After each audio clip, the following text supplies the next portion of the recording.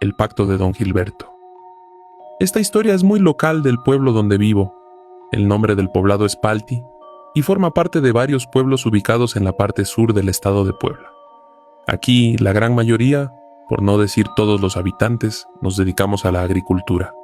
Uno que otros son los afortunados que lograron hacerse de algún negocio en el pueblo, pero estos son muy contados. Uno de estos casos, y quizás el más famoso de todos, fue el del señor Gilberto Jiménez. Don Gilberto pasaba sus días cultivando maíz y tratando de hacer lo mejor posible en sus pobres tierras, pero no tenía a nadie más en el mundo excepto a sí mismo. Él era un hombre solitario, amargado, grosero y algo rejego. Don Gilberto, o Don Gil, que era como se le conocía más a menudo, vivía de la cosecha de la tierra. Nunca tuvo algún tipo de familiar con dinero o alguna otra fuente de ingresos que no fuera esta. Una noche, mientras dormía, empezó a escuchar una voz que lo llamaba. Él se despertó creyendo que era todo producto de su imaginación, pero ya estando consciente oyó una voz algo rasposa y con eco que repetía su nombre. Don Gil se dio cuenta de que esa voz parecía provenir de su campo de milpa, que tiene a un costado de su casa. Se levantó de su cama y corrió al campo para investigar qué estaba pasando. A medida que se acercaba al campo, la voz se hacía cada vez más fuerte y más clara. Estando a las orillas del terreno, se dio cuenta de que la voz parecía provenir del interior de la milpa. Don Gil era muchas cosas, menos un cobarde, así que, solo con un machete y una linterna en mano, se quiso aventurar a ver qué rayos pasaba. De este modo, se adentró por la milpa haciendo todo el bullicio que fuera posible, para que quien estuviera ahí huyera despavorido. Pero esa voz nunca titubeó, ni siquiera una sola vez. Justo en medio de su campo de milpa, la luz de la lámpara alumbró a un señor muy viejo. Este vestía con ropa antigua, tenía un sombrero de palma y una larga barba totalmente blanca. Don Gil, más allá de tener algo de temor, le preguntó a ese hombre con tono retador: ¿Quién eres? Aquel anciano dejó de repetir el nombre de don Gilberto, calló por un momento y después lo miró a los ojos. Con una voz muy gruesa, este hombre le dijo: «Soy él». Después el anciano hizo una sonrisa maliciosa y echó a reír un rato. «¿Qué hace aquí? ¿Por qué me habla? ¿Qué quiere de mí?», dijo don Gil con algo de miedo en sus palabras, pues sabía bien que ese hombre que tenía enfrente no mentía, si era quien decía ser. «¿Puedo hacerte millonario esta noche?», fueron las palabras exactas que el anciano dijo. Don Gil siempre había sido pobre y necesitaba dinero desesperadamente. A pesar de que sabía dónde estaba metido, no tuvo miedo. ¿Qué más podía perder el pobre hombre? Era lo que se repetía en la cabeza. Así que sin más, decidió escuchar lo que el anciano tenía que decir. Largo y tendido, el anciano le explicó que le daría todo el dinero que quisiera, pero a cambio él tendría que darle algo que quería. «¿Qué quieres de mí?», preguntó don Gil asustado pero intrigado. «Quiero tu alma», respondió él, «a cambio de todas las riquezas y el dinero que puedas imaginarte». Don Gil estaba temblando de miedo, pero la tentación de la riqueza era demasiado fuerte. Finalmente, decidió aceptar la oferta de aquel anciano. Esa noche, don Gilberto se volvió increíblemente rico. Compró una gran cantidad de tierras, ganado e inmuebles. Sin embargo, su fortuna le costó muy caro. De inmediato el pueblo, al ver todo esto, empezó a especular que todo lo que don Gil había obtenido era por medios mal habidos. Casi todo el pueblo sabía que ese dinero estaba sucio. Don Gilberto pensó que la deuda que tenía que pagar tardaría un buen rato, pero vaya que estaba equivocado. Un día, mientras trabajaba en el campo, don Gil se dio cuenta de que su maíz estaba completamente marchito y muerto. Cuando miró más de cerca, vio una figura tallada en la tierra y supo que era su hora de pagar la deuda que había contraído. Ese día fue el último que se le vio a don Gil en este pueblo. Nadie supo a dónde se fue o qué le pasó. Simplemente desapareció así, sin dejar un solo rastro. En cuanto a su dinero, bueno, al igual que él, solo desapareció así de la nada. Esta historia se ha vuelto una leyenda, un mito aquí en mi pueblo. Quién sabe si sea cierta, pero todo apunta a que sí lo es. ¿O ustedes qué opinan? Historia de don Victoriano. Me llamo Victoriano y vivo en una pequeña finca en medio del campo. Siempre he disfrutado de la tranquilidad de la vida sencilla que brinda la agricultura. Somos gente sencilla, es la frase que siempre uso para detallar cómo es mi vida aquí. Sin embargo, no todo es tan calmado como me hubiera gustado que fuera. Hace no mucho viví una experiencia que me ha hecho replantear todo lo que he pensado sobre la vida en el campo y más sobre si estamos solos en este mundo. La siguiente historia que les voy a contar es muy reciente, es fresca, podría decirse de hace unos días. Mientras estaba limpiando el establo, donde se hallan mis vacas, me llevé una extraña sorpresa. Justo en una esquina me encontré un huevo cubierto por algo de paja. Aquel huevo era del tamaño de un balón de fútbol. Era amarillento con manchas moteadas y estaba increíblemente frío al tacto. Al principio pensé que podría ser un huevo de broma, ya que era muy diferente a todo lo que yo hubiera visto antes, y miren que, como granjero, he visto una gran cantidad de huevos de varias especies. Incluso este huevo era muy grande para ser uno de avestruz. Después de descartar que fuera un huevo de broma, llamé a mi familia para que me dijeran si ellos sabían algo de esto, o si, al igual que yo, era una completa sorpresa. Nadie, ningún miembro de mi familia, dijo saber algo de ese huevo. Fue por eso que buscamos a toda medida dar con el origen, pero este era incierto. Digo, en el establo solo hay vacas. No había forma de que alguna de ellas fuera el origen de aquel huevo. Al ver todo esto, mi familia y yo decidimos cuidar el huevo hasta que naciera, ya que no sabíamos qué tipo de animal podría salir de él. Desconocíamos cuánto tiempo estaría así antes de que eclosionara, así que lo vigilamos día y noche. Colocamos ese huevo justo en medio de una mesa en la sala y de ahí no le perdíamos la pista. Pasó el tiempo y después de varios días de espera, el huevo finalmente empezó a abrirse. Mi familia hizo un círculo alrededor de aquel huevo, mientras este poco a poco empezaba a romperse. Lo que sea que estuviera ahí adentro luchaba mucho para romper y hacerse de un hueco en el cascarón. Finalmente, después de varios minutos, el huevo se rompió y dejó ver lo que había dentro. Lo que salió de él no era nada que hubiéramos visto antes. Era una criatura extraña, parecida a un lagarto, pero con rasgos humanos en su rostro. Mi familia retrocedió varios pasos hacia atrás. Todos se llenaron de miedo al ver semejante aberración salir de aquel huevo. Aquella criatura empezó a romper el resto del cascarón para poder salir por completo de una vez. Ya que estuvo afuera, pudimos verla más claramente. En efecto, era un lagarto, pero con la cara de una persona. Todos nos quedamos en shock. Fue en ese momento que esa cosa, la cual, aunque era recién nacida, logró sacar fuerzas de quién sabe dónde para correr rápidamente hacia la puerta de la casa y salir volando con un par de alas que sacó de la nada. Mi familia, al igual que yo, nos quedamos perplejos. Solo viéndolo, no dábamos crédito a ese animal, mucho menos al huevo que lo contenía. No sé de dónde vino ese huevo ni qué tipo de criatura es capaz de nacer de él. Mi familia cree que quizás eso fue algo parecido a un híbrido de alguna especie desconocida, aunque yo, en lo personal, creo que eso era más parecido a un nahual, y creo que así nace. ¿Cuál será la respuesta? Lo único que sé es que algo oscuro y siniestro llegó a mi finca esa mañana. Desde esa ocasión hemos revisado toda la finca buscando a ver si encontramos algo similar a ese huevo. Por fortuna no hemos visto nada, y ojalá así se quede, porque quien ponga ese huevo debe ser un ser demoníaco, y si no, por lo menos de una nueva especie. La cosecha maldita. La siguiente historia que voy a contarles es algo que me sucedió hace muchos años. Yo nací y crecí en un pueblo muy lejos de las ciudades. Con el tiempo, y gracias a Dios, tuve la oportunidad de salir de ese lugar, haciendo de esta manera que tuviera los medios para poder hacerte llegar mi historia. El pueblo donde nací y crecí se denomina El Seco, un lugar muy chico donde la gran mayoría de los habitantes se dedica a la agricultura. Cuando era adolescente y vivía aún con mis padres en El Seco, una de mis funciones era ayudar a sembrar y cosechar el maíz. Por los meses de marzo y abril, cuando las primeras lluvias ya se dejaban caer en el pueblo, nosotros aprovechábamos para sembrar milpa en nuestras tierras.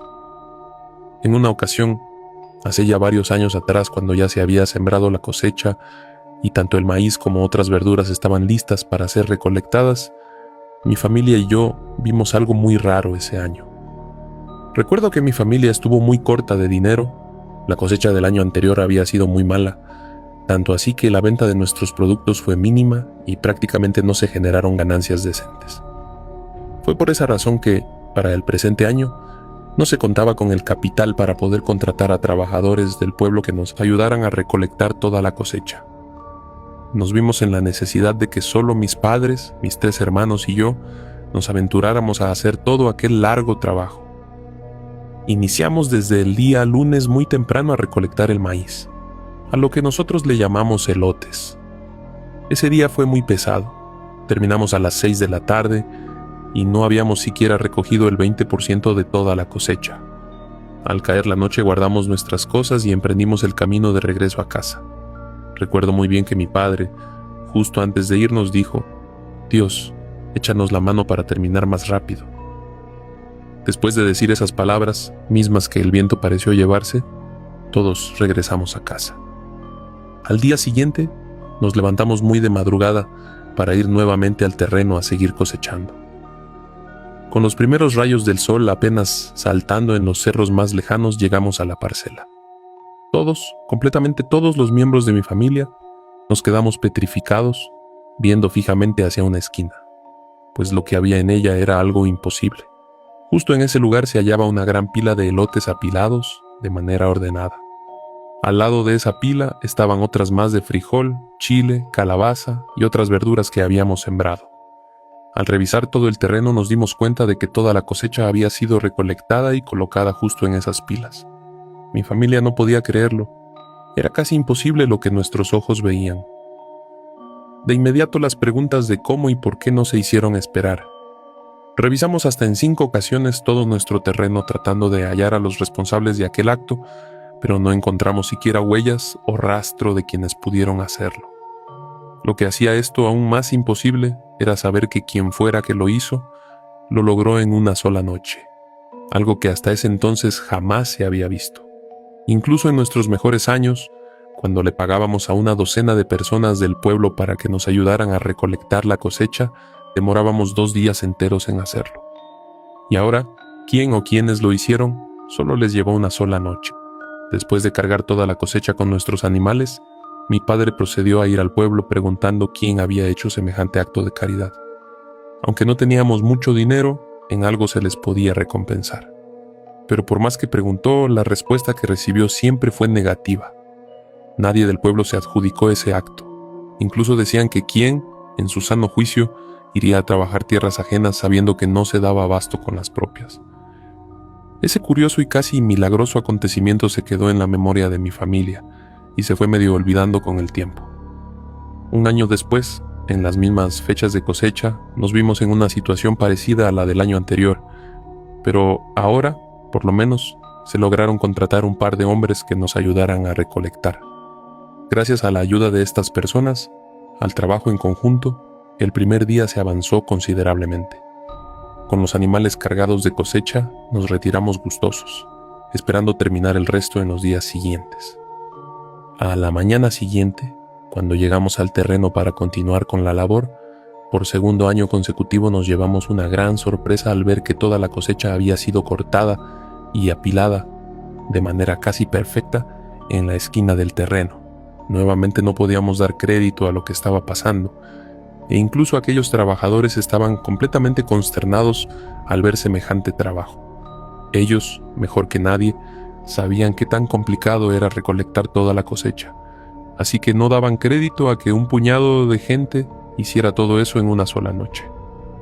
Como era de esperarse, en esa ocasión tampoco logramos dar con los responsables de aquel acto, siendo este el segundo año consecutivo que pasaba algo extraño. Para no hacer más largo el relato, mencionaré que para el año siguiente este mismo hecho volvió a suscitarse, siendo 3 años seguidos en que alguien cosechaba toda nuestra siembra y la colocaba en una esquina.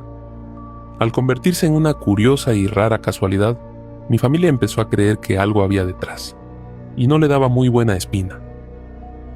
Para el 4.º año de siembra, a sabiendas de que algo similar podía e iba a ocurrir, mi padre dijo que él, junto a uno de mis hermanos mayores y yo, nos quedaríamos a velar el terreno por la noche. De esa manera veríamos quiénes eran aquellos que hacían la recolecta.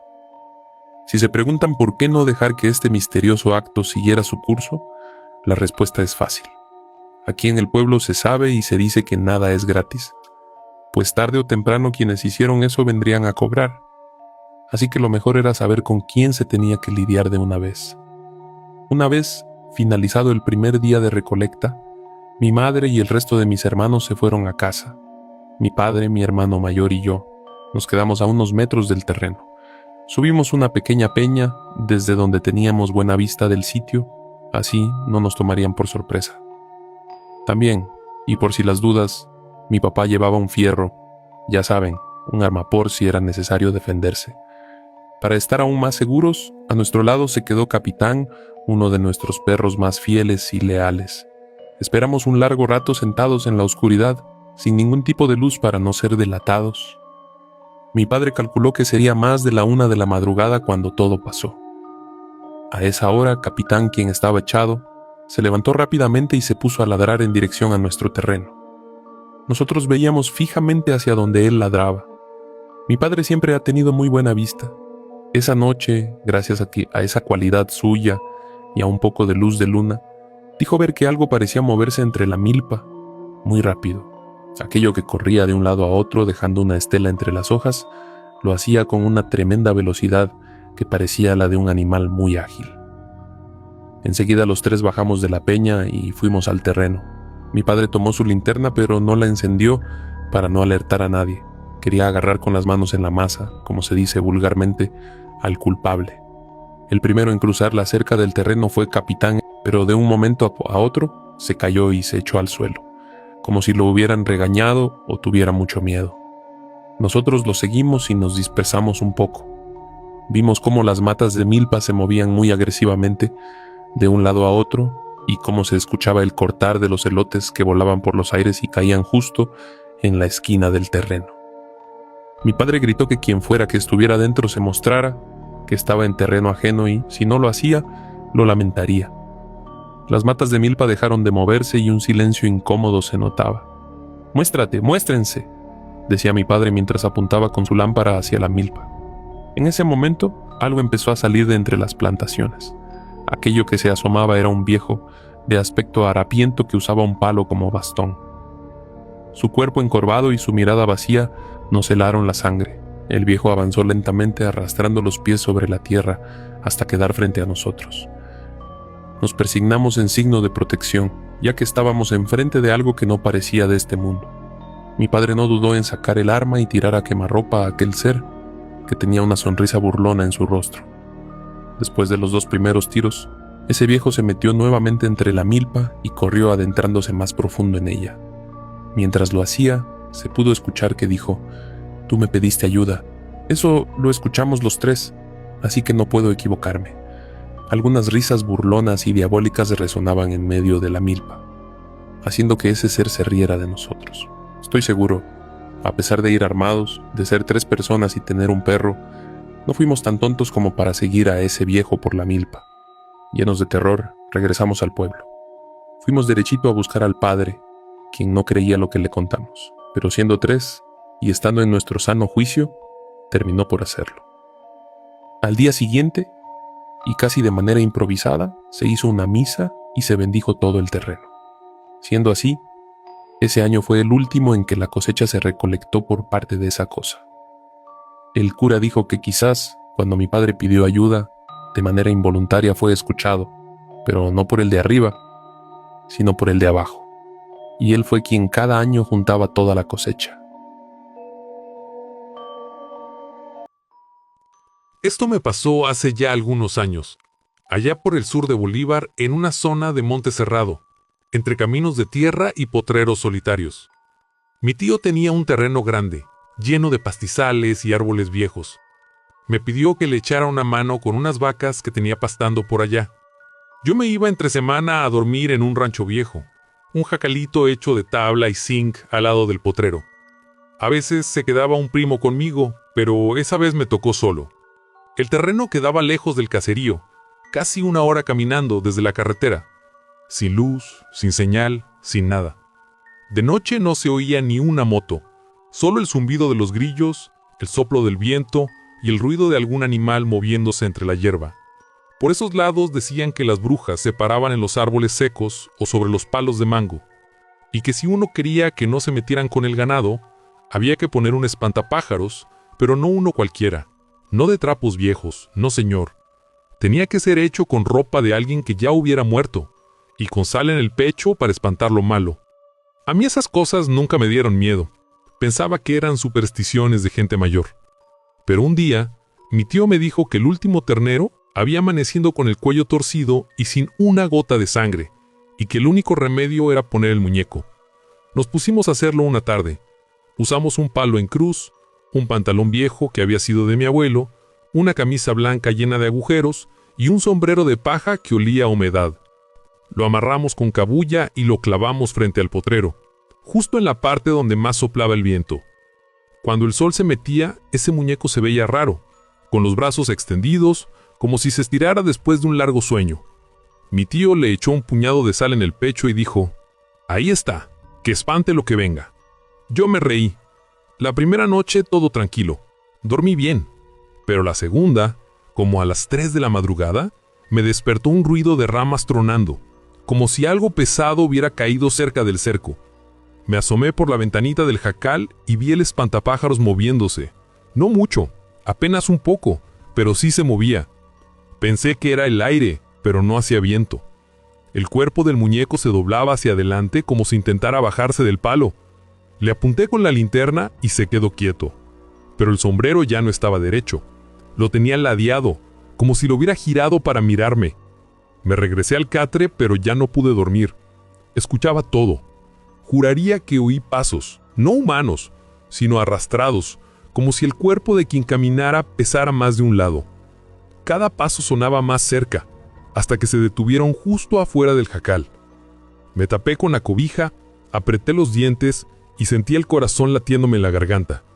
No hubo golpes ni respiración, solo silencio. Al amanecer salí, y el espantapájaros estaba tirado boca abajo, no caído por el viento, sino como si se hubiera arrastrado solo. El palo seguía clavado, pero el cuerpo estaba a unos metros más allá. Le faltaba una mano, o más bien el guante que sea de mano, y el relleno estaba mojado y olía feo, como a animal muerto. Lo amarré más fuerte y traté de convencerme de que algún perro lo había tumbado. Esa tarde le conté a mi tío, y él, sin dejar de mirar al suelo, me dijo serio: «Si lo vuelves a ver tirado, no lo levantes». No explicó más, solo eso. Pero esas palabras se me quedaron grabadas. Lo que camina en la noche no quiere compañía. La tercera noche no dormí. Me quedé con la lámpara encendida, esperando, sin saber qué. Las vacas mugían bajito, como inquietas. De repente el aire cambió. No soplaba fuerte, pero traía un olor raro, como a tierra húmeda mezclada con algo dulce y podrido. Salí despacio, con la linterna en la mano. El espantapájaros ya no estaba en el cerco.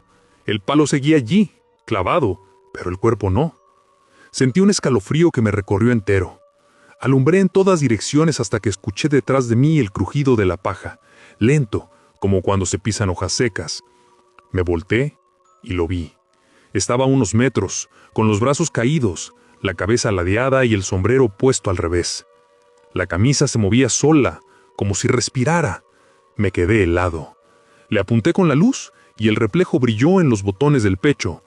Retrocedí sin dejar de alumbrar y el muñeco dio un paso, torpe, arrastrado. Quise gritar, pero no me salía la voz. Corrí al jacal y cerré la puerta.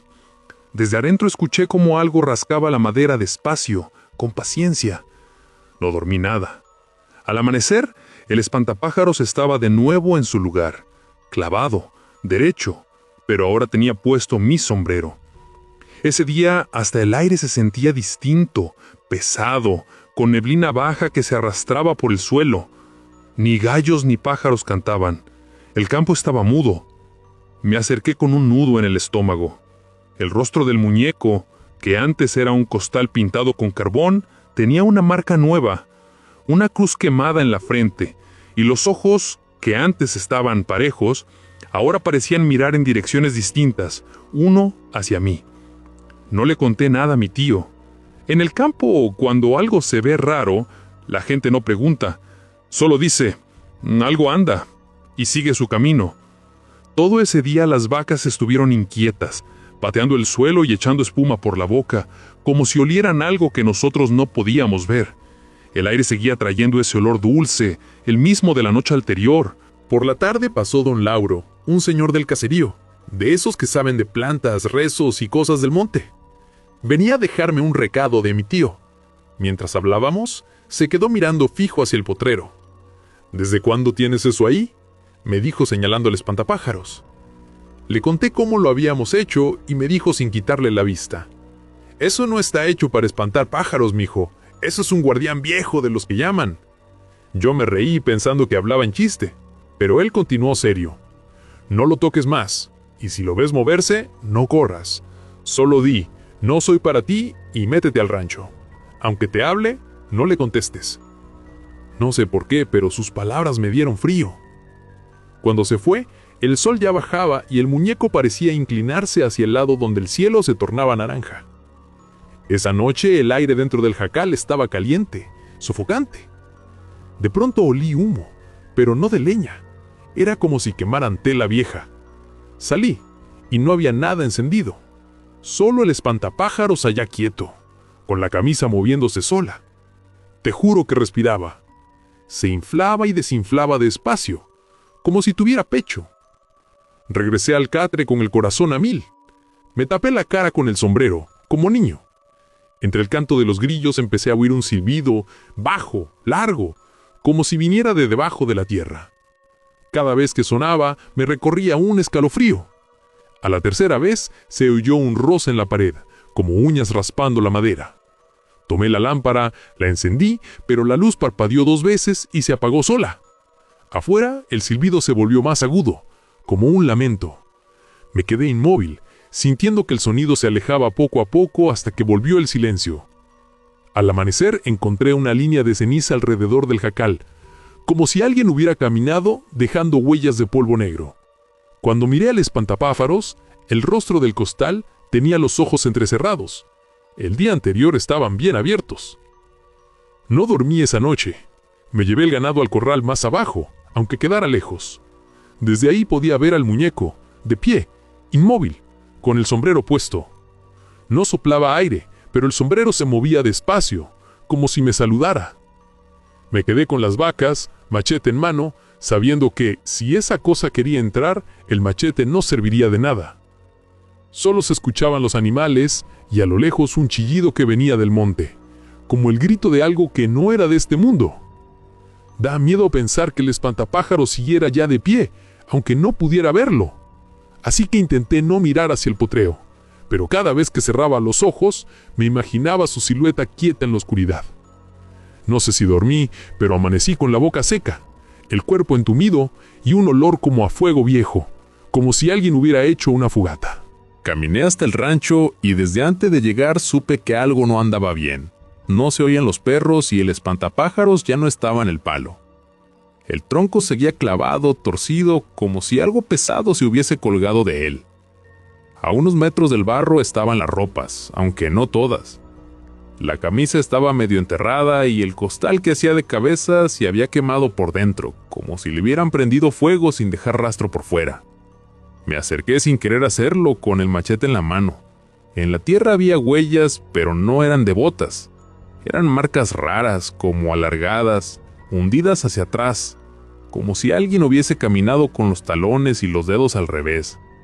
Me agaché y toqué la tierra húmeda. Entonces escuché un zumbido bajito, que venía del costal. Lo levanté con la punta del machete y el costal se movió apenas, como si dentro hubiera un animal atrapado. Me dio escalofrío. Esa misma tarde fui al pueblo a buscar a don Lauro, el de las hierbas, que vivía junto a la carretera vieja. Cuando le conté lo que había visto, solo bajó la mirada y dijo: «No, mijo, yo ya no te puedo ayudar». Lo miré confundido y él siguió: «Lo que vos hiciste fue darle cuerpo. Esa ropa era de alguien. Cuando le metiste sal, lo llamaste. Ya no es un muñeco, ya despertó». Me quedé mudo, no sabía qué contestar. Le expliqué que había sido mi tío el que me dijo que pusiera la sal, que así se espantaban los malos aires. Don Lauro negó con la cabeza y murmuró: «Si oí silbar, No voltees. Si olés humo dentro de la casa, no salgas. El humo es la forma que tiene para entrar. Esa noche llovió, pero la lluvia caía raro, sin ruido, como si no quisiera tocar la tierra. Me quedé sentado con la lámpara apagada mirando la puerta. Afuera no se oía nada, solo el golpeteo de algo contra el alambre, como si alguien caminara alrededor. En un momento me pareció escuchar mi nombre. No era una voz de hombre ni de mujer, era como un susurro, como si alguien hablara desde dentro de la madera. No contesté, pero el sonido seguía, más bajito y más cerca, hasta que lo sentí pegado al oído. El olor a humo volvió, más amargo, más pesado. Venía del suelo, del catre, de mi propia ropa. Me levanté y abrí la puerta. En medio del potrero estaba el espantapájaros otra vez. Ya no tenía palo. Se sostenía solo, derecho, con la cabeza gacha como esperando. No se movía, pero el costal del pecho se inflaba y desinflaba lentamente, como si respirara. Me quedé paralizado. No sé cuánto tiempo pasó, pero de pronto se escuchó un silbido, esta vez más fuerte, que venía de todas partes, del suelo, del cielo, del aire. Los perros empezaron a ladrar a lo lejos y el espantapájaros levantó la cabeza despacio. No tenía ojos, solo los agujeros negros del costal, pero de ahí salía una luz pálida que alumbraba el suelo. Pensé que podrían ser luciérnagas, pero ¿cómo movía la cabeza así? En un parpadeo vi que detrás de él había otras figuras, muchas, delgadas, torcidas, como si todo el campo estuviera lleno de espantapájaros. Me eché para atrás, la lámpara se apagó sola y el viento se fue en seco. Empujé la puerta y me encerré, pegando el hombro contra la madera. Afuera se oía cómo algo caminaba alrededor del rancho, despacio, arrastrando los pies. El techo crujía y el aire olía a ceniza. Luego, en un instante, el sonido se fue, pero el olor siguió, más fuerte, metiéndose entre las rendijas. Cuando amaneció, la puerta tenía unas marcas negras, como de dedos, y en el suelo, justo al pie, un círculo de sal derretido por la humedad. Fui al pueblo a contar lo que pasó, pero nadie me creyó. Decían que lo que vi no era un espantapájaros, sino el que cuida los límites. Según los viejos del lugar, cada vereda tiene uno distinto. Dicen que si lo despertás, se queda contigo hasta que otro lo haga de nuevo. Desde esa noche no volví al rancho. Dejé las vacas, la lámpara, el machete, todo. Caminé hasta el pueblo empapado, con la cabeza revuelta. El aire olía raro, como quemado, aunque no se veía ni una fogata. A lo lejos, todavía se alcanzaba a ver el palo del espantapájaros, clavado solito en medio del potrero. Por más que caminaba, sentía que algo me seguía, una sombra larga que no se despegaba del suelo. Me quedé unos días en casa de una tía, pero no dormía. Pasaba las noches despierto, escuchando el viento. Una madrugada tocaron la puerta. 3 golpes secos. Mi tía pensó que era mi tío que volvía del trabajo, pero cuando abrió no había nadie. En el umbral solo había un puño de paja mojada. Ella lo barrió y lo echó al fogón. El humo que salió no era normal. No olía a paja ni a madera. Era dulce, pesado, el mismo olor de aquella noche, tierra caliente y humedad vieja. Al día siguiente fui a buscar a don Lauro, pero me dijeron que había muerto 2 días antes. Los vecinos contaron que su patio amaneció lleno de ceniza, y en el corral encontraron un palo clavado con un costal encima. Nadie quiso acercarse, yo tampoco. Sentí que si lo hacía, no podría irme. Dicen que don Lauro había hecho otro espantapájaros para quitármelo a mí, pero fue él quien terminó con la marca. Me regresé a la ciudad e intenté seguir con mi vida, aunque a veces, sin razón, el olor vuelve. No hace falta que sea de noche. A veces basta con quedarme quieto para que el aire traiga ese olor dulce y ese silbido bajito, casi imperceptible, pero que se queda pegado al oído. Hace poco fui a visitar a mi mamá. Pasamos por el camino viejo que lleva al potrero donde todo empezó. No le dije nada, pero desde el carro alcancé a ver, en medio del campo, Una figura delgada con un sombrero colgando y los brazos extendidos, igual que antes. Mi mamá me vio por el espejo y me dijo con voz baja: «No lo mires». Ni le pregunté cómo sabía.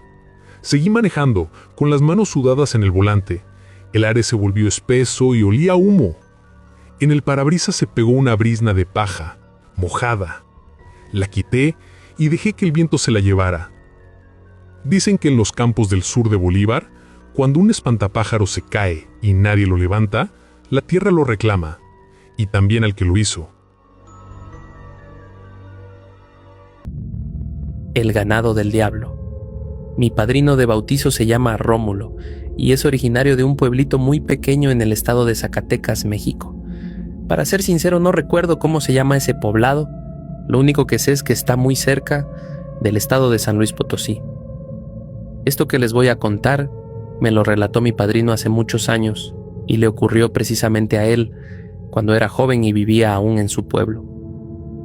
Por aquel entonces, cuenta mi padrino Rómulo, la mayoría de las personas del lugar y de otros pueblos cercanos se dedicaban al trabajo del campo, pastoreo, siembra, cosecha y otras labores rurales. En el pueblo había familias que poseían grandes cantidades de ganado, incluso entre 50 y 70 cabezas, por lo que cuidarlas se convertía en una tarea difícil. Era por eso que muchos contrataban a otras personas para vigilar los animales. La mayoría no los tenía en corrales ni establos, sino sueltos por los terrenos, para que pudieran moverse libremente y no se estresaran al estar encerrados en espacios tan reducidos. En una ocasión, un hacendado del pueblo contrató a mi padrino para que cuidara sus 56 cabezas de ganado entre vacas y toros durante 5 días. Por aquel tiempo Rómulo tenía unos 22 años y ya era un joven trabajador con experiencia. En su propia casa también tenían algunas vacas, pocas, pero suficientes para que él aprendiera a tratarlas bien. El hacendado lo llevó hasta los terrenos donde pastaba el ganado, a las afueras del pueblo. Allí le entregó una pequeña casa de campaña para que la colocara en medio del campo y desde ahí vigilara a los animales día y noche. El trabajo en apariencia era sencillo. Los animales tenían comida y agua y su única preocupación debía ser que nadie intentara robarlos. Los ataques de coyotes o lobos eran raros, ya que las manadas temían acercarse a tantos animales juntos. Antes de marcharse, el hacendado le dio 3 recomendaciones muy serias, casi como si fueran advertencias. Le dijo: si quieres que todo salga bien y regresar con vida, no olvides estas 3 reglas. Mi padrino prestó atención mientras el hombre hablaba con voz firme. Primera, cada noche cuando hagas el conteo del ganado, si notas que hay una vaca de más, 57 en lugar de 56, no te alarmes, no digas nada y actúa como si no hubiera pasado. Eso significa que entre las vacas se metió un infiltrado, una vaca demonio. Si le prestas atención o la enfrentas, puede hacerte mucho daño. Segunda, si por las noches escuchas pasos, voces o murmullos afuera, no salgas de la casa de campaña. Pero si por alguna razón lo haces y ves a alguien, en especial una mujer caminando por el campo, no le hables, sin importar lo que te diga o cómo te salude. Ignórala completamente. Tercera, si en la madrugada ves bolas de fuego flotando o luces moviéndose en el cielo, no te acerques ni trates de averiguar qué son. Solo vuelve a dormir. No te preocupes por el ganado, ellas no les harán nada. Solo cuida que esas luces no te vean a ti. Cuando el hacendado terminó de hablar, mi padrino no supo si reír o preocuparse. No entendía si aquello era una broma o una advertencia seria, pero el tono del hombre y la dureza de su mirada le dejaron claro que no estaba jugando. Con esas reglas en mente, Rómulo instaló su casa de campaña en medio del campo y se dispuso a pasar allí las 5 noches del trabajo. La primera transcurrió tranquila. Hizo una fogata, calentó algo de comida en un sartén viejo y contó las vacas, 56, ni una más ni una menos. Al dormir escuchó a lo lejos el aullido de coyotes, pero nada fuera de lo normal. El ganado descansaba en grupo, echadas unas junto a otras, buscando calor. Así pasaron 3 días sin novedad, pero la cuarta noche fue distinta. A eso de las 3 de la madrugada, mi padrino se despertó con ganas de ir al baño. No era común que se levantara a esa hora, pero no pudo aguantarse. Salió de la tienda y caminó unos metros. Mientras hacía sus necesidades, notó a lo lejos una mujer, parada junto a una vaca negra, apartadas del resto del rebaño. La escena le pareció extraña. ¿Qué hacía alguien en los terrenos del hacendado a esa hora? Pensó que quizá era una ladrona, pero antes de poder reaccionar, una voz femenina le habló desde la oscuridad. Buenas noches. En ese instante sintió un escalofrío recorrerle toda la espalda. Recordó las palabras del hacendado y, sin responder, regresó rápidamente a su tienda. Dentro, contó el ganado con la linterna. Todas las vacas estaban allí, 56, dormidas y tranquilas. Entonces, ¿qué era esa vaca negra que había visto junto a la mujer?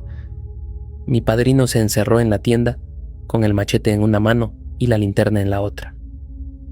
La luz de la luna entraba por la lona, y fue así como vio pasar las siluetas de la mujer y la vaca negra justo frente a su refugio. Escuchó dos voces de mujeres hablando en un idioma que no comprendía, como si rezaran o cuchichearan.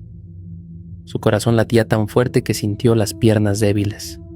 Apenas podía respirar del miedo. De pronto la casa de campaña comenzó a moverse violentamente, como si alguien la empujara desde afuera. Entre los temblores escuchó una risa vieja, aguda y burlona que parecía provenir de una anciana. Por la tela se proyectaban las sombras, una mujer encorvada y, a su lado, una vaca erguida sobre dos patas. Desesperado, mi padrino se arrodilló e hizo la señal de la cruz. Empezó a rezar un Padre Nuestro en silencio, pero a medida que el miedo aumentaba, comenzó a gritarlo con todas sus fuerzas, esperando ahuyentar a esas criaturas. Durante interminables minutos escuchó risas, susurros y el sonido de pasos rodeando la tienda. Hasta que de pronto, todo se detuvo. El silencio volvió. Las sombras desaparecieron. Solo se oyeron pasos alejándose lentamente hasta que se perdieron en la distancia. Rómulo, temblando, permaneció dentro un buen rato antes de atreverse a salir. Cuando por fin reunió valor, asomó la cabeza. El campo estaba en calma. El ganado seguía durmiendo inmóvil, como si nada hubiera ocurrido. Sin embargo, al levantar la vista, vio en el cielo dos bolas de fuego flotando a lo lejos, moviéndose de manera extraña, casi danzando. Se persignó de nuevo y regresó a su tienda, muerto de miedo. Sabía perfectamente qué eran. Brujas. Las mismas que, según las leyendas del pueblo, podían transformarse en animales para acechar a los vivos. El amanecer trajo algo de paz. El sol iluminó el campo y todo parecía normal. Pero Rómulo sabía que lo que había visto era real. Esa noche había estado frente a algo que escapaba de toda lógica. Cuando llegó la quinta y última noche, la mujer volvió. Esta vez no se acercó tanto, pero durante horas escuchó su risa y el murmullo de voces femeninas alrededor de la tienda. Mi padrino no se movió. Rezó hasta quedarse dormido por el cansancio y el miedo. Al día siguiente, cuando el hacendado llegó, Rómulo le entregó el ganado sano y salvo. Le contó lo sucedido, las luces en el cielo y la mujer con la vaca negra. El hombre lo escuchó sin sorpresa. Solo asintió y le dijo con voz grave: «Por eso te di las reglas. Si las cumpliste, es porque todavía estás vivo». Mi padrino regresó a su casa con la mente llena de preguntas y el corazón agitado. Pasaron los años, y tiempo después volvió a aceptar el trabajo de cuidar esas mismas vacas. Ya era un hombre mayor, más curtido, y esta vez llevó 2 perros y un rosario al cuello. Aquella segunda ocasión no ocurrió nada, ni ruidos, ni luces, ni risas. Las brujas no volvieron a aparecer. Quizás, pensó él, porque sabían que ahora ya no le tenían miedo. La mujer de negro. Mi nombre es Demetrio Salazar, tengo 62 años y envío este relato por medio de mi hijo Santos, con quien comparto el gusto por las historias paranormales. Lo que voy a contarles, amable audiencia, me sucedió cuando tenía 29 años en mi pueblo natal, San Agustín de Prado, en el estado de Michoacán, México. Antes que nada debo decirles que esto es 100% real, No es algo que haya inventado, y aunque suene extraño, no debemos negar lo desconocido. Que no nos haya pasado a nosotros no significa que no exista. En mi antigua comunidad se hablaba con frecuencia de una aparición que muchos temían. Una mujer vestida completamente de negro, de pies a cabeza, que cargaba en sus brazos a un bebé. Se decía que cuando esta mujer se manifestaba, sobre todo ante hombres que caminaban solos por el monte a altas horas de la noche, les pedía que miraran a su hijo, y aquellos que lo hacían, enloquecían. Nadie sabía exactamente qué era lo que veían, pero todos coincidían en que después de aquel encuentro, los hombres quedaban perdidos en su mente como si su alma hubiera quedado atrapada en otro mundo. Yo no había conocido a alguien que hubiera vivido eso hasta aquella noche. Eran cerca de las 9 cuando cenaba con mi familia, preparándonos para dormir. De pronto los perros del patio comenzaron a ladrar con fuerza. Me asomé por la ventana y vi a Susana, la hermana de mi amigo Ignacio, parada en la entrada. No era hora de visitas, así que me extrañó. De inmediato noté su rostro pálido y preocupado como si algo terrible hubiera ocurrido. Salí a recibirla. Apenas le di las buenas noches cuando, al borde del llanto, me pidió que la acompañara a su casa. «Por favor, don Demetrio», me dijo. Algo muy grave le pasó a Nacho. Mi corazón se sobresaltó. Le pregunté qué había sucedido, pero ella solo repetía que no sabía, que algo andaba muy mal. Avisé a mi esposa que regresaría pronto y salí con Susana hacia la casa de su hermano. El camino estaba casi a oscuras. En esos tiempos apenas teníamos luz eléctrica, y solo el ladrido de los perros nos acompañaba. Cuando estábamos por llegar, escuchamos un escándalo proveniente del interior de la casa. Platos rompiéndose, tazas estrellándose contra las paredes, golpes secos contra el suelo. Entramos corriendo y lo primero que vimos fue a Nacho completamente fuera de sí. Se golpeaba la cabeza contra la mesa, sangraba por las manos de tanto golpear las paredes y sus ojos parecían vacíos, perdidos. Su esposa y Susana me suplicaron que lo ayudara. Intenté hablarle, pero era como si no me escuchara. Aquel hombre ya no era mi amigo, parecía poseído por algo que lo dominaba por completo. Después de forcejear un buen rato, logré derribarlo y amarrarlo con un par de mecates. Aún así, seguía moviéndose como una bestia. Pregunté qué había pasado. Su esposa, entre lágrimas, explicó que él había salido temprano al campo, como siempre, y regresó cerca de las 8. Pero al entrar comenzó a comportarse de forma violenta, golpeándose y gritando sin sentido. Nos quedamos sin saber qué hacer. Entonces Susana, temblando, dijo algo que nos heló la sangre. ¿Y si vio a la mujer de negro y a su bebé? La esposa de Nacho rompió en llanto. Todos conocíamos las historias. Era terrible pensarlo, pero tenía sentido. No podíamos perder tiempo. Decidimos llevarlo con doña Claudia, la curandera del pueblo que, según decían, había ayudado a otros hombres que habían visto esa aparición. Lo subí a una carretilla y entre todos lo llevamos cuesta arriba por las calles silenciosas. Nacho se retorcía, murmuraba palabras sin sentido y tenía una mirada de terror puro. Por dentro yo estaba muerto de miedo, aunque intentaba mantener la calma. Jamás había visto algo así. Después de casi media hora llegamos a la casa de doña Claudia. Los perros ladraron y la mujer salió con una lámpara en mano. Al vernos tan alterados, nos dejó pasar de inmediato. Sentamos a Nacho en el suelo. Seguía forcejeando como un animal.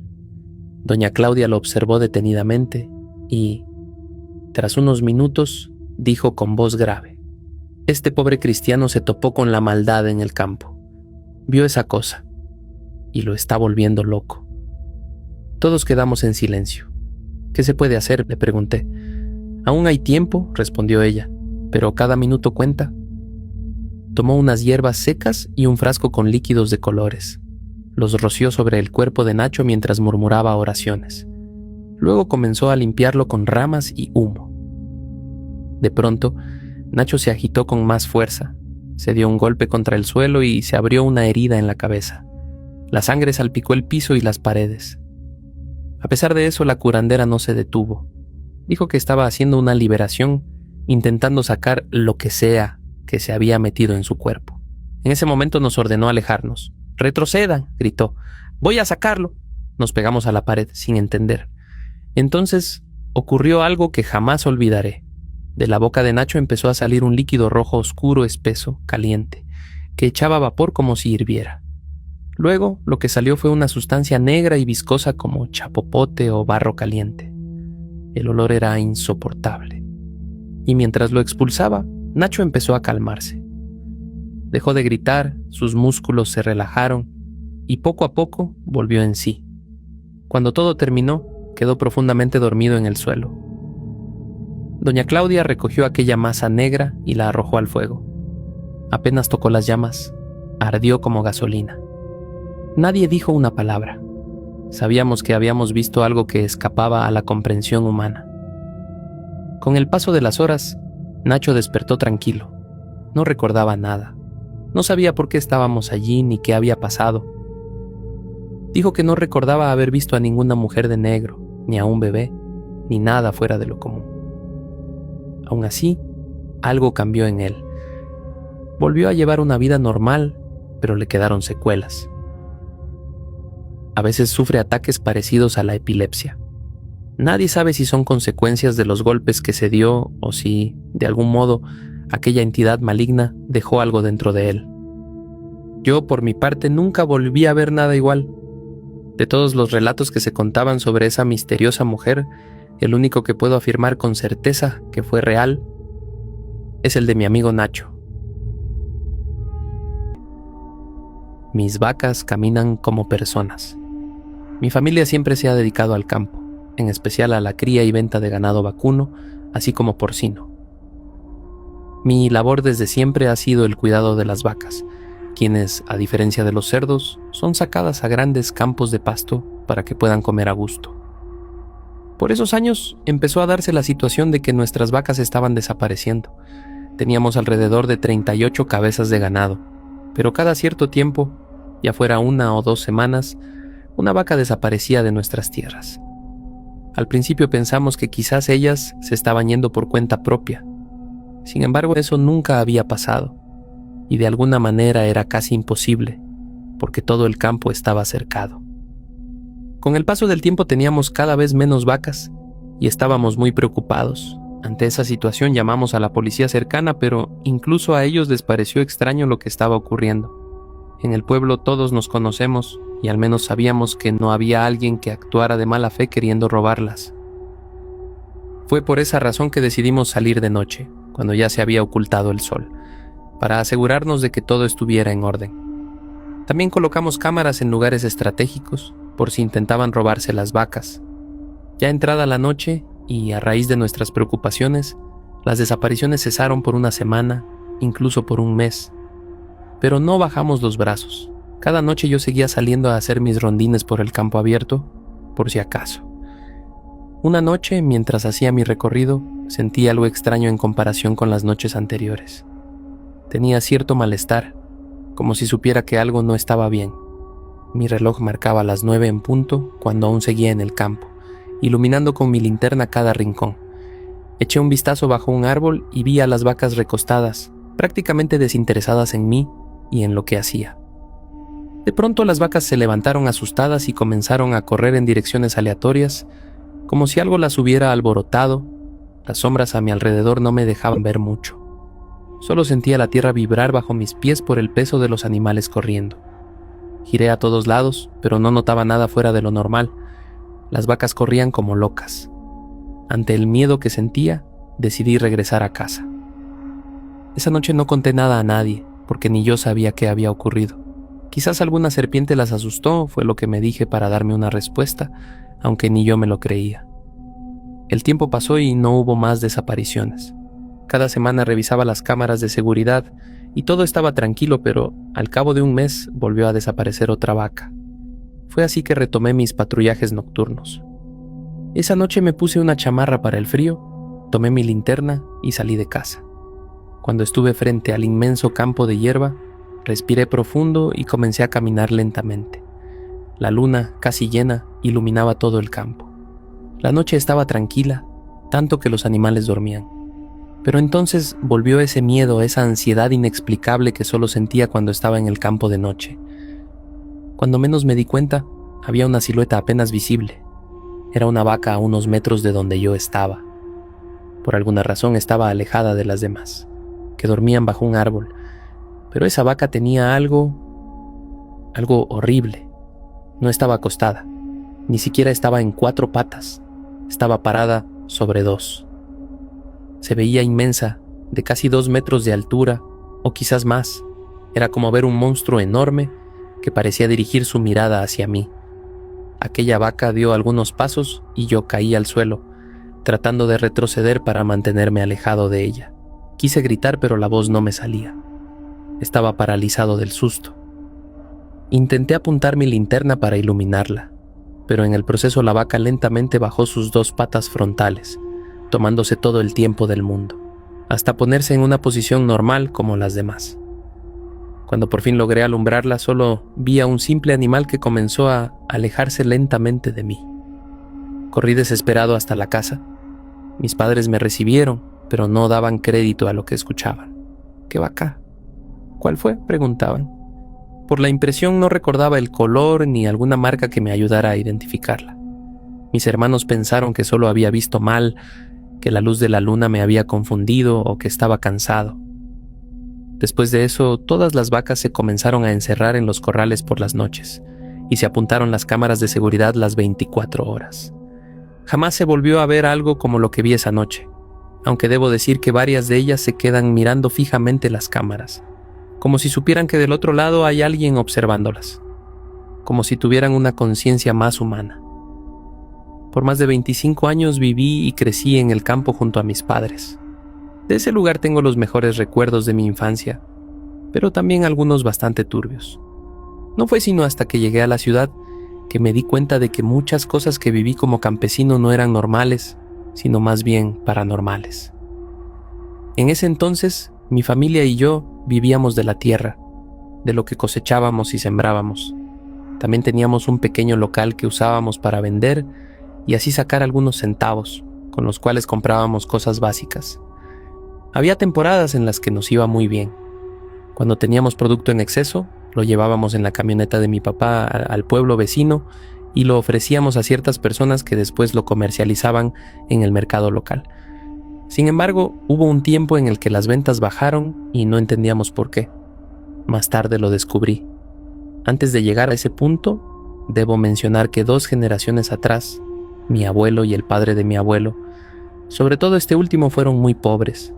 No tenían tierras e incluso en varias ocasiones estuvieron al borde de morir de hambre junto con su familia. Pero según nos contaron, le echaron muchas ganas y lograron hacerse de casa, terrenos y todo lo que hoy día heredaron mis padres. Una tarde, estando en el centro del pueblo con un par de conocidos con los que solía comerciar nuestros productos, hablábamos de las inclemencias del campo y las bajas cosechas. Fue entonces cuando uno de ellos dijo lo siguiente: «Ya lo suponía». Le pregunté qué quiso decir con eso, y por su expresión entendí que había dicho algo que no debía mencionar. Insistentemente le pedí que me explicara, hasta que tras varios intentos de cambiar de tema, terminó por contarme lo que ellos consideraban una verdad, la verdad sobre mi familia. Según lo que se decía en el pueblo, y lo cito tal cual lo dijeron, las cosechas de mi familia provenían del... Una vez escuchado eso, lo primero que hice fue reírme, pensando que se trataba de una broma. Al parecer mis compañeros también lo tomaron así, aunque sus risas sonaban más a nervios que a diversión, como si intentaran disimular algo. Después de aquella conversación, me fui del pueblo hacia mi casa. Ya serían más de las 6 de la tarde y el sol comenzaba a ocultarse. En el camino, entre el pueblo y la casa, estaban nuestros terrenos de siembra. Por un impulso, decidí entrar a ver la parcela. Desde lejos vi que había alguien dentro, aunque ese día nadie debía estar allí, pues se había notificado que se iba a fumigar. Con cuidado me escabullí entre el follaje para ver quién era. Para mi sorpresa se trataba de mi padre, quien estaba degollando una gallina sobre la tierra y esparciendo su sangre por todos lados. En lo que parecía un ritual, levantó las manos al cielo y rezó con los ojos cerrados. A pesar de estar viéndolo con mis propios ojos, no podía creerlo. Por un momento quise salir e interrumpirlo, pero entonces recordé algo. Nuestras gallinas desaparecían de vez en cuando, y en esas mismas fechas las cosechas se volvían más abundantes. Me llené de horror al presenciar aquello. Quizás era cierto lo que me habían dicho esos hombres, y mi familia mantenía una oscura tradición desde hace generaciones. Retrocedí entre la maleza, intentando no hacer ruido para que mi padre no me descubriera. Pero una rama se rompió bajo mis pies, y el ruido lo hizo voltear. Por suerte solo giró ligeramente la cabeza, sin ir a revisar. Eso me permitió alejarme con cautela y correr de regreso a la casa. Desde ese día no vi con los mismos ojos a mi familia, no porque los odiara, sino porque, si los rumores eran ciertos, y si todo eso lo habían iniciado mis abuelos, eso significaba que en algún momento esa práctica sería heredada hacia mí. Yo sería quien, tarde o temprano, terminaría haciendo aquellos sacrificios en el terreno. Fue por esa razón que, meses después de presenciar ese hecho, decidí dejar el campo y venir a la ciudad en busca de trabajo. Cada vez que voy de visita tengo miedo de que se me diga la verdad sobre el origen de nuestra siembra y que me pidan regresar al pueblo. Amigo de un alma en pena. Desde que tengo memoria he vivido con mi abuela, doña Regina, una mujer fuerte, de esas que no le temen al trabajo ni al paso del tiempo. Nuestra casa era de adobe, humilde pero cálida, rodeada de los campos que nos daban de comer. Yo me dedicaba a ayudarle con las siembras y las cosechas. Éramos solo los dos, y aunque ella nunca lo decía, sabía que su mayor orgullo era verme seguir con las tradiciones del campo. Pero había una costumbre que nunca entendí: el Día de los Muertos. Cada año el pueblo entero se llenaba de flores, velas y cantos. Las familias salían rumbo al panteón con ofrendas, comida y fotos de sus difuntos. Yo, en cambio, nunca quise participar. Me parecía absurdo visitar tumbas. ¿Para qué ir a hablar con los muertos si ya no podían oírnos? Recuerdo haberle dicho eso a mi abuela más de una vez, y aunque se entristecía, nunca me obligó a ir. Ese año la tradición volvió, como siempre. La abuela se alistó para ir al panteón. Yo preferí quedarme en casa. La vi alejarse por el camino con su rebozo y una canasta de flores, y no sé por qué, pero tuve un mal presentimiento. Cuando regresó, ya entrada la tarde, la noté pálida, con la respiración pesada y la mirada perdida. «Hijo, me siento muy mal», me dijo apenas cruzó la puerta. Corrí a sostenerla y la ayudé a sentarse. Tenía la piel fría como el hielo. «Debe de haber sido la caminata, abuela. No debiste ir sola», le dije preocupado. Ella sonrió con tristeza. «Estoy más débil de lo que pensaba, Jorge. La edad me pesa cada día más. No podía quedarme quieto sabiendo que estaba así que decidí ir al pueblo vecino por medicinas». Me dio una lista escrita con su letra temblorosa y antes de irme me advirtió: «Ten cuidado, hijo. Va a oscurecer pronto y el camino es peligroso». Le prometí volver rápido, monté mi caballo y salí. En el camino me crucé con mi amigo Tomás, que iba rumbo al panteón. «¿A dónde vas tan apurado, Jorge?», me preguntó. «Al pueblo vecino, la abuela está muy mal», respondí. «Pero hoy es Día de Muertos. Todos están en el cementerio, ¿no vas a ir?», me fastidió su pregunta. Siempre lo mismo. «No, Tomás, no creo en eso. Los muertos ya están muertos». Él me miró con compasión, pero no dijo más. Seguí mi camino. El sol se ocultó y la noche cayó rápido.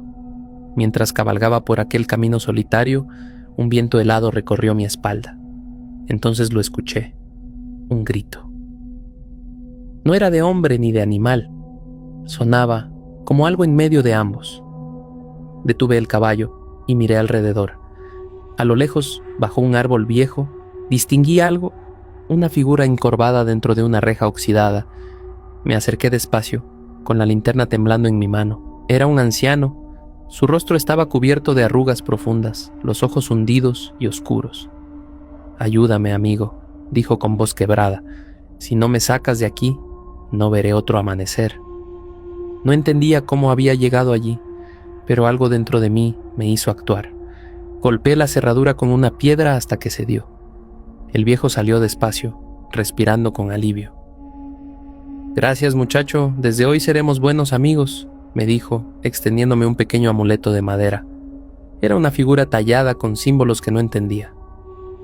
Guárdalo contigo, siempre estaré cerca, añadió con una sonrisa antes de perderse entre la oscuridad del bosque. No comprendí nada de aquello, pero seguí mi camino. Al llegar al pueblo compré las medicinas y emprendí el regreso. Iba a mitad de camino cuando 3 hombres salieron de entre los arbustos. «Mira nada más», dijo uno. «Parece que traes algo valioso. Entréganos todo y no te pasará nada». Estaba acorralado, pero antes de que pudiera reaccionar, una sombra apareció detrás de ellos. Era el mismo anciano. Su presencia era tan intensa que los 3 ladrones se paralizaron. Los vi temblar y luego salir corriendo sin mirar atrás. Yo me quedé helado sin poder moverme. «¿Quién eres?», logré preguntar. «Tú no eres humano, ¿verdad?». Y el anciano sonrió. «Eso no importa, muchacho. Lo que importa es que estás bien. Te dije que somos amigos y siempre te protegeré». Y justo después desapareció. Llegué a casa con el corazón latiendo como nunca. No le conté nada a mi abuela, solo le di las medicinas. Pasó un rato y ella se recuperó un poco. «Gracias, hijo», me dijo con ternura. «Eres lo único que tengo». Entonces me animé a contarle lo sucedido, pero cuando saqué el amuleto su rostro cambió. Se quedó en silencio, pálida, mirándolo con los ojos abiertos de par en par. «No puede ser», susurró. «Ese amuleto era de tu abuelo Ulises. Yo misma se lo puse en su ataúd el día que lo enterramos». Sentí que el suelo me desaparecía bajo los pies. «¿Qué estás diciendo, abuela? ¿Ese viejo era mi abuelo?». Ella asintió lentamente. «Sí, hijo, estoy segura. Él vino a verte, a ayudarte. Es una señal.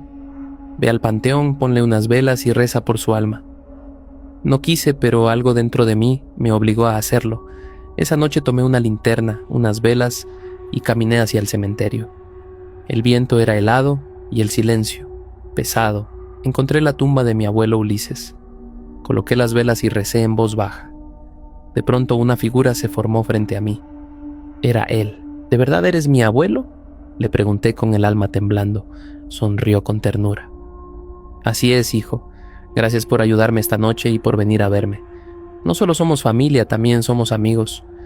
Cuida de tu abuela y recuerda, los muertos nunca se van, solo esperan ser recordados». Dicho eso, se desvaneció en la oscuridad. Desde aquella noche entendí. Los muertos siguen vivos mientras los recordamos. Nunca más dejé de ir al panteón. Cada vez que visito la tumba de mi abuelo, dejo el amuleto sobre la piedra y siento que, de alguna forma, él sigue ahí, cuidándome. Reglas extrañas. Me llamo Antonio Palacios y siempre he sido campesino. Trabajé la tierra desde niño, pero los últimos años fueron un desastre. La cosecha no daba y mis animales se enfermaban sin razón. Cuando ya no tenía a dónde más acudir, decidí presentarme en la hacienda de don Rosendo, un hombre rico y temido en toda la región. Llegué con el sombrero en la mano. Me recibió el capataz y me llevó hasta el patrón. Don Rosendo apareció con ropa impecable y un bastón oscuro. Sin dar muchas vueltas me entregó una hoja arrugada. «Aquí están las condiciones», me dijo. No era un contrato, sino una lista de reglas. La primera decía: «No salgas del cuarto después de las 11 de la noche, aunque escuches pasos o voces». Le pregunté qué significaba, pero solo respondió que eran cosas de la finca. Ese mismo día me asignaron una habitación pequeña y me enviaron a trabajar lejos de la casona. Durante horas no vi a ningún otro peón. Nadie hablaba conmigo. Ni siquiera comíamos juntos. La comida aparecía servida en mi cuarto como por arte de magia. El capataz evitaba explicarme cualquier cosa. La segunda noche escuché una voz afuera de mi puerta. «Antonio, ábreme». Era imposible confundirla. Alguien me estaba llamando, pero la regla era clara. Me quedé quieto hasta que amaneció. Días después me mandaron a limpiar una bodega vieja cerca del bosque. Entre herramientas oxidadas y restos de papeles quemados, encontré una libreta cubierta de polvo. Solo tenía una frase. Regla número 6. No te sientes en las sillas. Frente a mí había una fila de sillas viejas. Estaba agotado y pensé que era una tontería. Me senté un instante. Cuando abrí los ojos, las sillas ya no estaban vacías. Todas estaban ocupadas por personas inmóviles que me miraban fijamente. Hombres, mujeres y niños con expresiones muertas. Parpadeé y desaparecieron. La libreta, en cambio, mostraba una nueva frase. Segunda advertencia. Esa misma noche escuché de nuevo la voz. No debiste sentarte, ya los despertaste. Al día siguiente, la libreta apareció en mi cama con otra regla. Si ves a alguien en tu cuarto que no seas tú, no lo toques, no le hables y no lo mires directo. Esa noche, al entrar, vi a un joven sentado en la silla frente a mi cama. Tenía la cabeza baja. Cuando la levantó, sonrió con una expresión que no olvidaré jamás. Sin pensarlo, pregunté quién era. La figura desapareció y al amanecer la libreta decía: última advertencia. Ya no podía seguir viviendo así. Decidí buscar a don Rosendo. Subí a la casona, toqué la puerta y al ver que estaba abierta entré. El interior parecía congelado en el tiempo. En un salón oscuro todas las paredes estaban cubiertas por reglas escritas a mano. Leí algunas. No hablar con los niños del bosque. No confiar en lo que parezca el patrón. No preguntar cuántas reglas existen. Una al final me heló la sangre. Regla número 88. Si entras aquí, sal con los ojos cerrados. Entonces escuché pasos. Una figura avanzó desde el fondo arrastrando los pies. «Así que tú eres el nuevo», dijo una voz formada por muchas voces juntas. Apreté los ojos y avancé hacia la salida. Cometí el error de girar la cabeza apenas un segundo. Todo cambió de inmediato. Volví a la finca, pero algo estaba deformado. El cielo era gris espeso, las plantas estaban secas y los trabajadores caminaban sin rostro. Intenté hablarles, pero nadie reaccionó. Corrí hasta mi cuarto. Sobre la cama había una caja abierta con una carta que llevaba mi nombre. Bienvenido a la finca. Ya eres parte del reglamento. Intenté huir, pero cada camino me devolvía al mismo punto. La finca ya no tenía límites, y al fondo siempre había una silueta observándome. Era el patrón, aunque ya no parecía humano.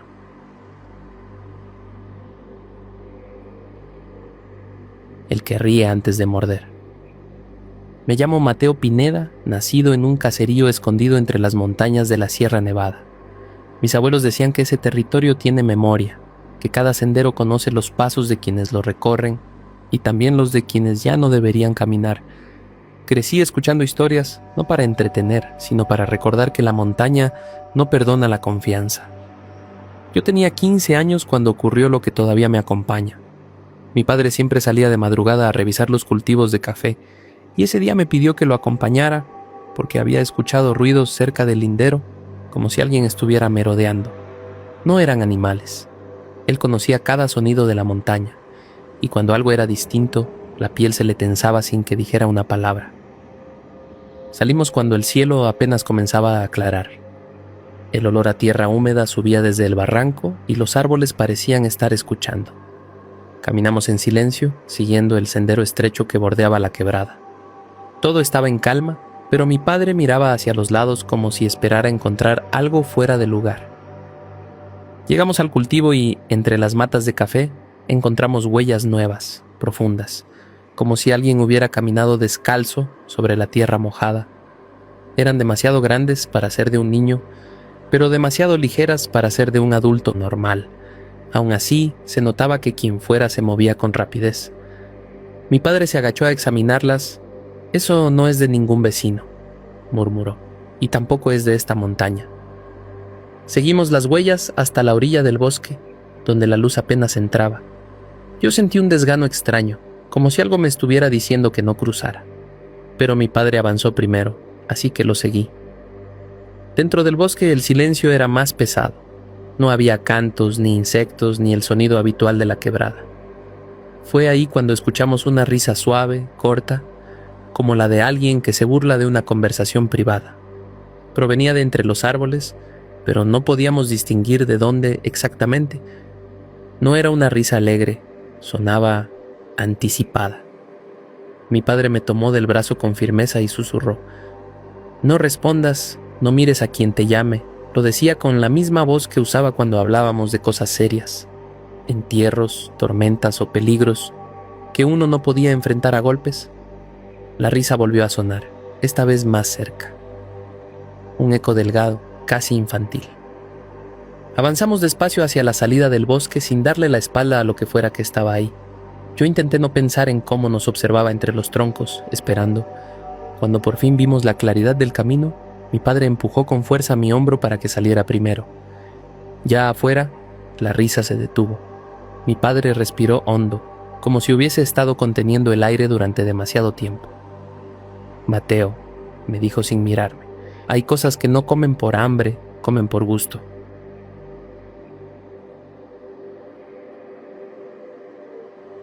El que pisa hondo. Me llamo Jaime Valenzuela y crecí en un caserío lejos de la carretera principal. Mi familia vivía del campo y desde pequeño aprendí que las cosas importantes casi nunca se gritan. Se murmuran, se advierten y a veces se dejan sin explicar. Mi abuelo era un hombre serio, de esos que no levantan la voz, pero cuando decía algo había que escucharlo. Tenía la costumbre de sentarse afuera de la casa al caer la tarde, mirando hacia el sendero que bajaba a la quebrada. Lo hacía como si estuviera esperando a alguien o vigilando que nadie llegara sin permiso. Cuando le preguntaba qué buscaba, solo respondía: «Uno debe saber por dónde anda la noche». Crecí sin entender completamente esa frase, pero la recordaba cada vez que salía después de oscurecer. En la zona donde vivíamos había historias sobre caminantes que se desviaban sin razón, luces que aparecían donde no había casas y voces que llamaban desde los esteros o los palmares. Como si conocieran tu nombre desde antes de nacer, algunos se reían de eso, otros preferían no bromear. Tenía 16 años cuando ocurrió lo que me marcó. Una tarde, después de una lluvia fuerte, necesitaba bajar a la quebrada a revisar unas trampas de pesca. El terreno estaba blando y el aire olía a hojas mojadas. Mi madre me pidió que esperara a la mañana siguiente, pero me urgía ver si la corriente se había llevado las trampas. Bajé igual, confiado en que me conocía cada curva del sendero. Ese día, el camino no estaba como siempre. El barro estaba tan profundo que mis botas se hundían más de lo normal. Al principio pensé que era por la cantidad de lluvia, pero no, el terreno cedía como si ocultara algo bajo la capa superficial. Aún así, seguí bajando con cuidado, apoyándome en las raíces y en las piedras grandes. A mitad del camino encontré marcas raras en el suelo. No eran huellas de animales ni pisadas humanas. Eran depresiones redondas, perfectamente hondas. Como si algo muy pesado hubiera parado ahí, pero sin dejar forma definida. Parecían pozos pequeños, demasiado uniformes para ser naturales. Me agaché para ver mejor y noté que el barro dentro de esas marcas no estaba revuelto ni recién movido. Parecía acomodado, como si hubiera reposado allí por mucho tiempo. Eso me incomodó. Nunca había visto algo así en los llanos. Seguí avanzando con la idea de regresar rápido, pero las marcas aparecían cada pocos pasos, siempre iguales, siempre profundas. Cuanto más bajaba, más frecuentes eran. Tenía la sensación de que no estaba siguiendo un camino, sino entrando en el rastro de algo que había pasado antes de que yo llegara. Llegué al tramo donde la vegetación se cerraba sobre el sendero. Allí el suelo estaba peor. Cada pisada se hundía más de lo necesario, como si el terreno quisiera aferrarse a las piernas. Me costaba avanzar. En un momento una de mis botas se quedó atrapada y tuve que tirar con fuerza para liberarla. El barro se levantó formando una especie de hueco oscuro, mucho más profundo que el suelo a su alrededor. Ese hueco no era normal. Tenía paredes lisas, casi rectas. Parecía una cavidad hecha a propósito. Me quedé quieto unos segundos, no por miedo, sino tratando de entender. Luego escuché un ruido leve, barro deslizándose, no muy lejos. Miré hacia donde el sendero se curvaba y vi otra marca formándose, hundiéndose sola, como si un peso invisible estuviera posándose allí en ese mismo momento. No vi nada moverse. No había viento, solo el barro cediendo poco a poco, como si reconociera que algo lo estaba pisando. Retrocedí un paso. El terreno volvió a hundirse detrás de mí con el mismo sonido. No quise dar la espalda, así que empecé a caminar hacia arriba sin apartar la vista del sendero. Cada vez que daba un paso, otra hendidura aparecía más adelante o más atrás, siempre profunda, siempre exacta, como si algo estuviera respondiendo a mis movimientos. Cuando por fin llegué al claro donde terminaba el tramo más cerrado del camino, el suelo volvió a comportarse como siempre. No había hundimientos, no había pozos, no había marcas. Solo el sendero mojado de cualquier día después de lluvia. Regresé a la casa con la ropa llena de barro y sin trampas de pesca, porque no quise seguir bajando hasta la quebrada. Mi madre me miró con preocupación, pero no dije nada en ese momento.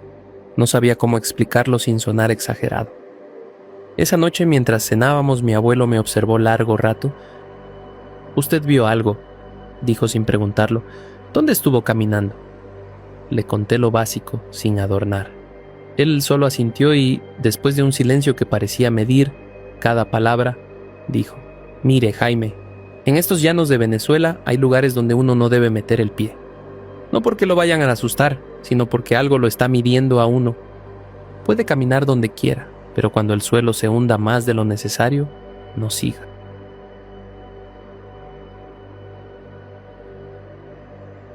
El silbido. Yo tenía 26 años en 1997, cuando trabajaba como conductor de una ambulancia rural. En esa época los turnos eran pesados y las carreteras, peores. De todos los trayectos que me asignaban, había uno que siempre evitaba: el desvío hacia la antigua vía de la cantera. Ese camino llevaba años sin ser usado oficialmente, pero algunos campesinos insistían en que era más rápido para llegar a los caseríos del otro lado de la montaña. Cada vez que me tocaba pasar por ahí, la sensación era la misma. El ambiente parecía quedar suspendido, como si todo lo que me rodeaba estuviera esperando mi decisión. Aquella noche nos asignaron recoger a un hombre herido en una finca lejana. Íbamos solo mi compañero y yo, porque era una zona tranquila, o al menos eso decían los jefes. Cuando vimos el desvío hacia la cantera, mi compañero me dijo que tomara la ruta de siempre, la más segura, pero el herido estaba grave y el trayecto por la vía principal nos iba a tomar el doble de tiempo, así que giré hacia el camino viejo sin pensarlo dos veces. Al principio avanzamos sin problema. La carretera estaba cubierta de hojas secas y piedras, pero nada fuera de lo habitual. A medida que subíamos por la ladera, la vegetación se hacía más densa y el sonido del motor parecía quedar atrapado entre los árboles. Traté de mantenerme concentrado, calculando cuánto tardaríamos en llegar. En eso, escuché el primer silbido. No venía de la radio ni del motor. Era claro, marcado, como si alguien estuviera imitando un tono simple y repetitivo. Mi compañero me miró de inmediato, buscando en mi cara alguna explicación. Yo solo negué con la cabeza. Abrí un poco la ventana para confirmar, y el silbido se escuchó otra vez, esta vez más definido, como si quien lo emitía estuviera siguiendo el ritmo de nuestros pasos o de nuestras llantas. No había casas, ni senderos, ni señales de vida alrededor, solo árboles altos y sombras que deformaban el camino. Seguí conduciendo con más firmeza de la que realmente sentía y traté de no prestarle demasiada atención, pero el silbido no cesó.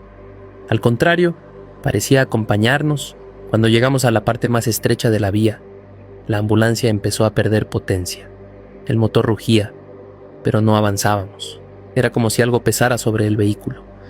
Mientras intentaba que no se apagara, el silbido sonó de nuevo, esta vez tan cerca que mi compañero revisó la parte trasera pensando que alguien se había subido sin que nos diéramos cuenta. Yo sabía que no había nadie atrás. Aún así, apagué el motor porque ya se estaba ahogando. El silencio que quedó fue corto. Al instante, el mismo silbido volvió a sonar, casi pegado a la ventana del lado del pasajero. Mi compañero se tensó y agarró el botiquín como si fuera un escudo improvisado. Yo solo observé la oscuridad entre los árboles, buscando algún reflejo, alguna figura, algo que confirmara que estábamos tratando con una persona y no con otra cosa. Intenté encender la ambulancia de nuevo. No respondió. Lo repetí 3 veces. En cada intento, el silbido regresaba, más pausado, más insistente, como si marcara el ritmo de mis fallos. Mi compañero me dijo que tal vez alguien estaba jugando con nosotros, pero lo dijo sin creerlo realmente. No teníamos señal para llamar al centro médico, así que decidimos bajar a revisar el motor. Apenas puse un pie fuera, el silbido cambió. Ya no era un tono sencillo, ahora era una especie de imitación de nuestra propia respiración, como si estuviera probando una versión deformada de sonidos humanos. Mi compañero me susurró que nos subiéramos de nuevo, que esperáramos a que alguien pasara. Nadie iba a pasar. y los dos lo sabíamos. Subimos igual. Cerré la puerta y en el instante en que el seguro encajó, el motor de la ambulancia arrancó por sí solo, sin llave puesta, sin que yo tocara nada. Mi compañero soltó un sonido ahogado y me miró como si yo tuviera la respuesta. No dije nada. Solo tomé el volante, metí el cambio y aceleré. El motor respondió como si nunca hubiera fallado. El silbido desapareció por completo, ahogado por la aceleración. Cuando salimos del camino viejo y volvimos a la carretera principal, todo volvió a sonar normal. Insectos, viento, piedras bajo las llantas. Era como si la montaña hubiera soltado un suspiro que no supimos escuchar, o como si lo que fuera que nos había encontrado hubiera perdido el interés. Llegamos a recoger al herido con retraso pero vivo. Nadie mencionó el trayecto de regreso, y desde ese día no volví a entrar al desvío de la cantera, sin importar cuánta prisa tuviera.